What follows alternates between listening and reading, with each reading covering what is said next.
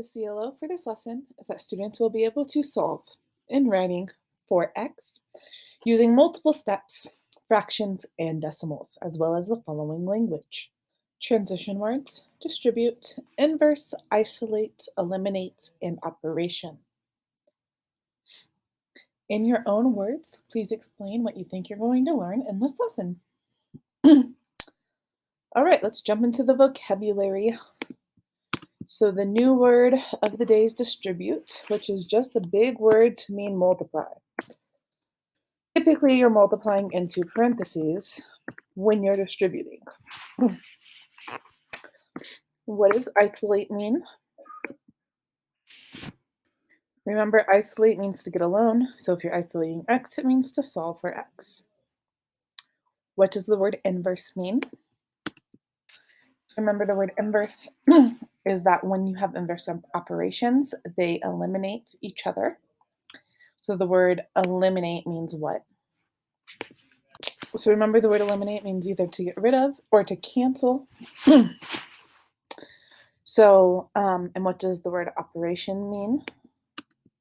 Operations are the things that we can do in math in order to combine numbers together, like adding, subtracting, multiplying, and dividing.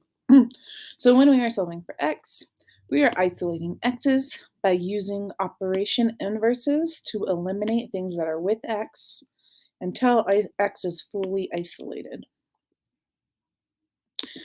So this is a simple two-step example, and it's not complicated like these notes are going to be. This is what we learned last time. So if I'm trying to solve this one for x, remember the equal sign counts as a wall that cuts the two sides in half.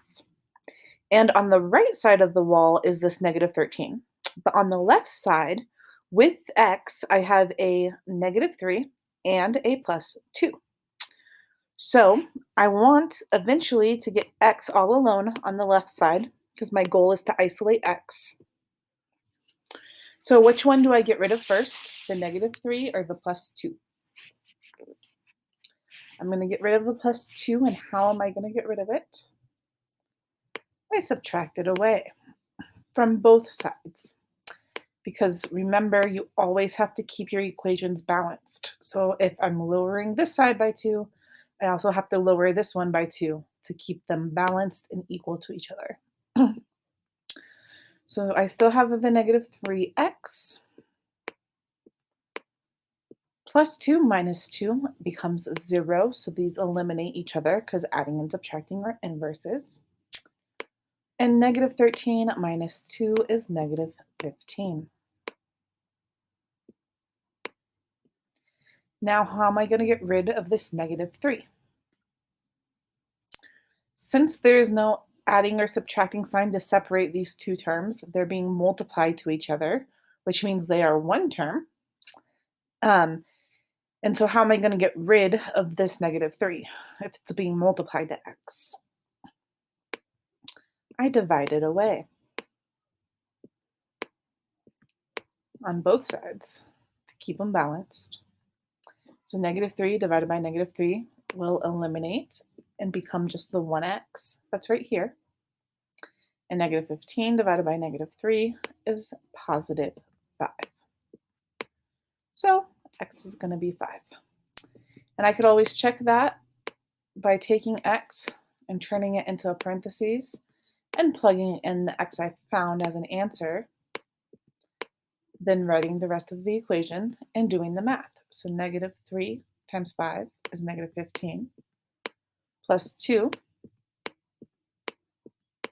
is negative 13. And this says it should equal negative 13. So I did find the x that I could plug in to make it equal negative 13 like I wanted. So I know my answer is correct.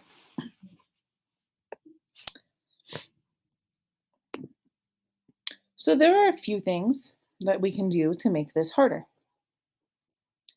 One of the things we can do to make it harder is they might make you combine like terms first.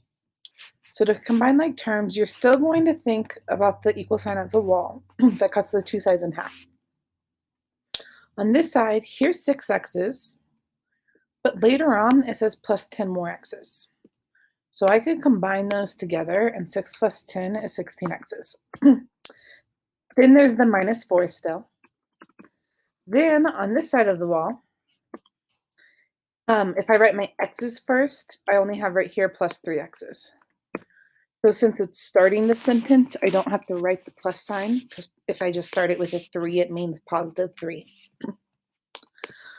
But the negative 2 is just a number, and it can combine with the plus 11 that's also just a number later on. So negative 2 plus 11 ends up being positive 9. So now I've combined like terms first on this side of the wall and then also on this side of the wall. My next step to solve for x, so I want to end up in a place where eventually I just want just x's over here, and it's going to equal some number over here. So to make that happen, I'm going to move all my x's over here. So here's 16 x's. This 3 on the other side, these 3 x's can move over. So in order to get rid of them from the right side and to move them over to the left side, what do I need to do? If you remember from lesson 2, to move a whole term over, if it's a positive 3, you subtract those 3 x's away. And I have to put them under the x's over here. And the reason why is because if I have 3 x's and I take away 3 x's, I have no more x's. They are gone from the right side. And they've moved over to the left. Then my just number terms, I want to move them all over to the right. So this minus 4, I want to move over. And to move over the wall, how would I get rid of it? I have to add it over to my just numbers on the other side.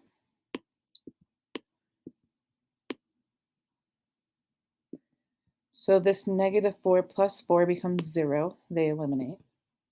But for my x's, 16 x's minus 3 x's becomes 13 x's.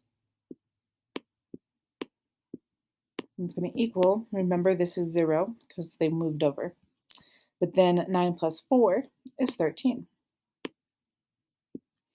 And finally, to get rid of this 13, what do I do? It's 13 times x, so I have to divide it on both sides. 13 divided by 13 becomes 1x. And on this side, 13 divided by 13 is 1. So x equals 1. And I could plug it back in to check. So this checking the answer is going to be a little different, but I'm going to show you. It says 6, and instead of x, I'm going to put a parentheses, minus 4 plus 10 x, but instead of x, I'm going to put a parentheses. It's supposed to equal negative 2 plus 3 times the x, but I'm going to put a parentheses instead, and then plus 11. So my answer is that x equals 1. So to check that, everywhere there was an x in the parentheses, I'm going to put a 1. And if it's the right answer, then whatever this side equals should be the same as whatever this side equals. So let's check. 6 times 1 is 6. 7 minus 4 plus 10 times 1 is 10. Then on this side, negative 2 plus 3 times 1 is 3 plus 11. So then if I do all my adding and subtracting, 6 minus 4 is 2 plus 10 is 12. Should equal whatever this side is. So negative 2 plus 3 is 1 plus 11 is 12. So this side did end up equaling this side. So yay, our answer of x being 1 is a correct answer. So having to combine like terms might make it harder. It might also get harder because your answer for x might not always be a whole number, like 1 or 2 or 3. It might be a decimal. So here's one where there's a decimal in your answer. What's my first step? First, I have to minus 3. So then I have 4x plus 3 minus 3 is 0 equals 10 minus 3 is 7. Then what's my next step? To divide both sides by 4. 4 divided by 4 is just the 1x. It's going to equal 7 divided by 4. But 7 doesn't equally split into 4 groups. So I end up with 1.75. So 1.75 is my answer for x. And sometimes you'll get decimal answers, and that's okay. You can always check your work by doing 4x plus 3. And then if I put 1.75 in here, the answer equals 10. And that's what they wanted it to equal, so I know I'm right. Sometimes there's decimals in the questions too. Don't let that scare you. They're just decimals. Use a calculator. Just type it properly. Like, be precise. So here, I still get rid of the thing being added or subtracted on first, so I'm going to get rid of this negative 0.7, and how am I going to get rid of it? By adding it to the other side. So I have to add 0.7 to both sides. So in my calculator, if I do 8.2 plus 0.7, I get 8.9. So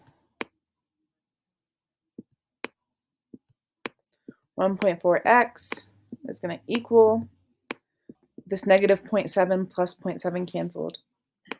And on this side, when we added, we got 8.9. So what's my next step? Well, this is 1.4 times x. So to undo multiplying, we divide both sides by the 1.4.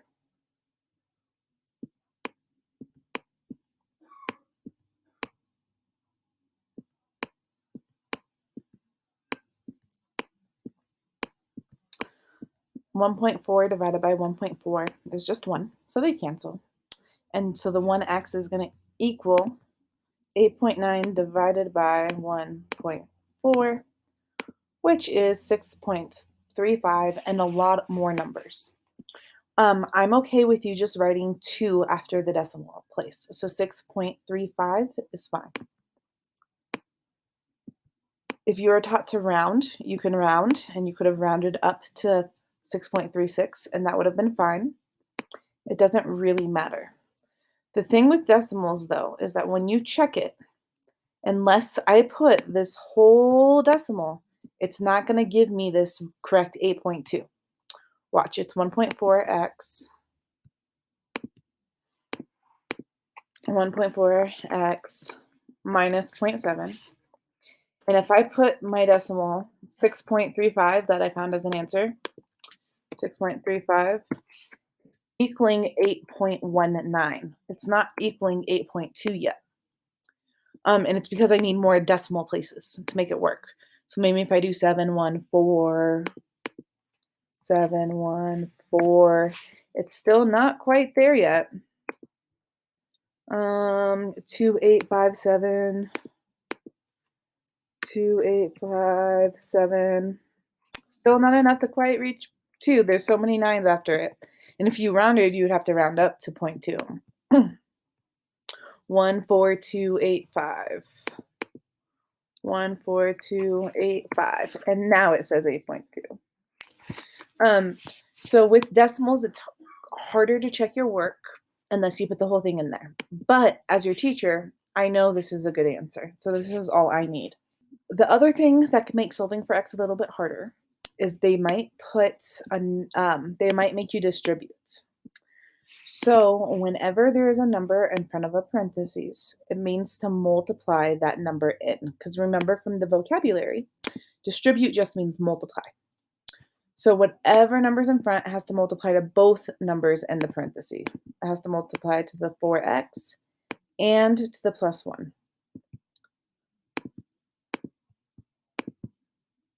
So that means I have to take my 3 and I have to multiply it to my 4x, as well as I have to take my 3 and multiply it to my positive 1. And it's still going to equal this negative 9. So 3 times 4 is 12, and they're x's. 3 times positive 1 is positive 3, and since it's after a number, I have to write the plus 3. I don't have to write the plus in front of the 12 because it's starting the math sentence, but since it's after something, I have to write the plus there. And it's going to equal the negative 9. So now, after I distributed, I'm allowed to solve for x the way I always have. So what's my first step? To get rid of the plus 3, I subtract it to both sides. So 12x plus 3 minus 3 cancels. Negative 9 minus 3 is negative 12. Next, how am I going to get rid of the 12? I divide it away. Because 12 divided by 12 eliminates and becomes the 1x, which was going to equal negative 12 divided by 12, which is negative 1. And I can always check my work by taking this equation. So it's 3 parentheses 4 and then x. So I'm going to make x a parentheses, then plus 1. Those are my parentheses. That's my equation right now. And in the x value should be the x I found, which is negative 1. And the answer is negative 9. If you look, they wanted it to equal negative 9. So I did find the right x that I need.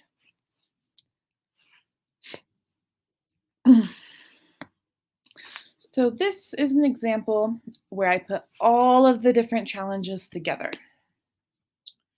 So there's distributing, there's tons of stuff, and I'm going to list the in detail steps. When it's really hard to solve for x like this is what you do. Step 1, if you have parentheses that you need to distribute into, then do that first. 2, so let's do step 1 first, actually, together. So I have this 4x, and then I have a minus 1/2 parentheses, and then this whole parentheses.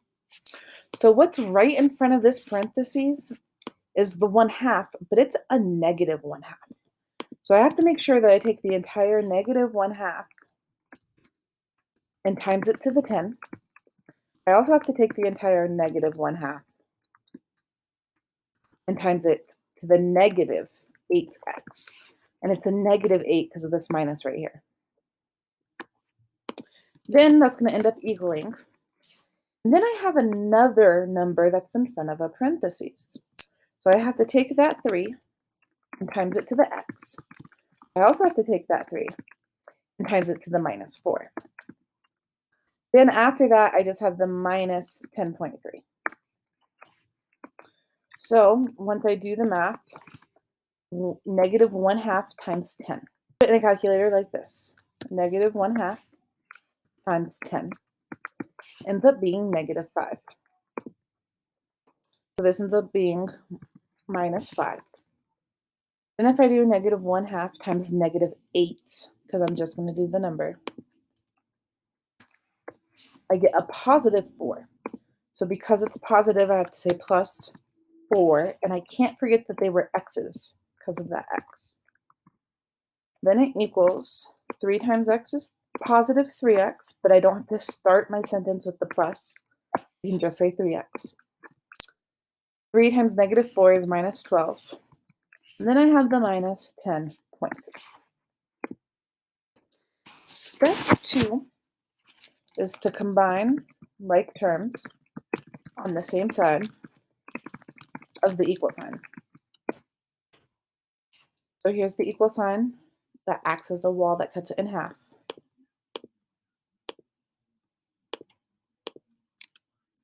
Over here on the left side, here's 4 x's. Do I have any more x's on the left? I do. It's these plus 4x's. And so 4x's plus 4x's, once I combine them, I get 8x's. Next, I have this minus 5. Is there any more just numbers to combine with on the left? No, not on the left side. There's only this minus 5. Then there's the equal sign and the right side. So these 3 x's, do they have any more x's to combine with? Not on the right side. On the right side, there's no more x's over here. But these are both just number terms, so I can combine these, minus 12 with minus 10.3. So if I do that, minus 12 minus 10.3, I get negative 22.3. So minus 22.3. So now we've combined like terms that were on the same side of the equal sign. So step 3 is move all x terms to the left and all number terms, well, just number terms, to the right. And remember, to move them over, you have to add or subtract them over.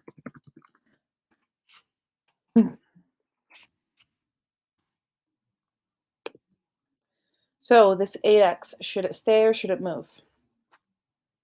It stays because it's on the left already, and x's are on the left. This minus 5, should it stay or should it move? It needs to move, and how do I get rid of it?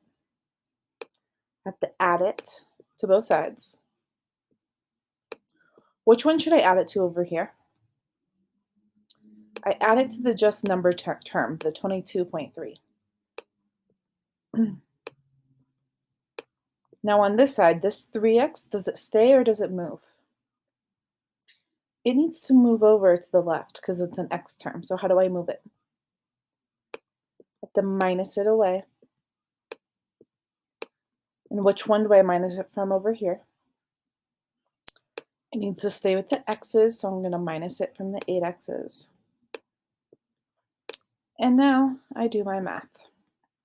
8x minus 3x is 5x. Negative 5 plus 5 is 0. It eliminates. Equals. 3x minus 3x is 0 because those eliminated. And negative 22.3 plus 5 is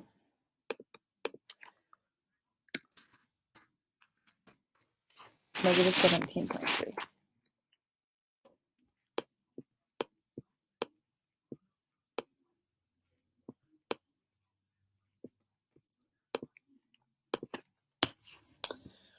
So now I've done step 3, where I've moved all the terms, x terms to the left and all of the just number terms to the right.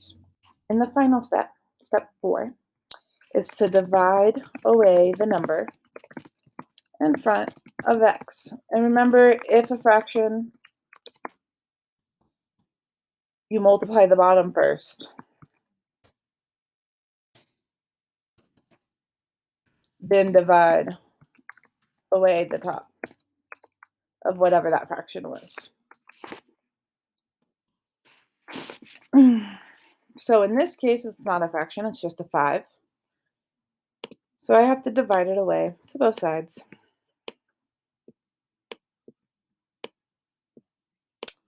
The 5 divided by 5 is going to cancel and just become 1x. And if I do negative 17.3 and divide it by 5, I get negative 3.46. Negative 3.46.